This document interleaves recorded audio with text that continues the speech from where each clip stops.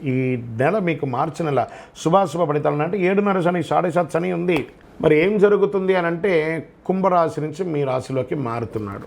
కొంచెం ఇబ్బందిగానే ఉంటుంది, కానీ శని ఒకటే బాలంటే మిగతా గ్రహాలు అనుకూలంగా ఉన్నాయి కదా.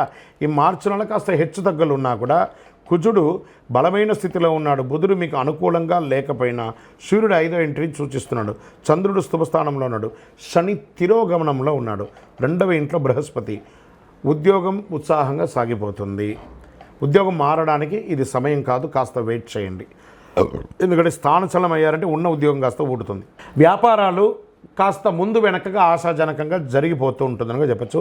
ఆర్థిక వ్యవహారాలు సజావుగా సాగుతాయి, కానీ మనం ఇవ్వవలసిన డెట్స్ ఉంటాయి చూసారా, అవి కాస్త ప్రెషర్స్ ఉంటాయి, కాస్త ఆలోచించండి. వృత్తి వ్యాపార ఉద్యోగాల్లో ఆదాయానికి లోటు ఉండదు, కానీ ఖర్చు కూడా అంతే పెరుగుతుంది.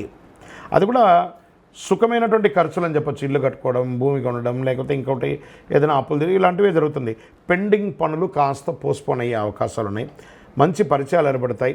కుటుంబం మీద బాగా ఖర్చు పెడతారు. ఇంటి వాళ్ళ కోసం ఎక్కువ ఖర్చు ఉంటుంది.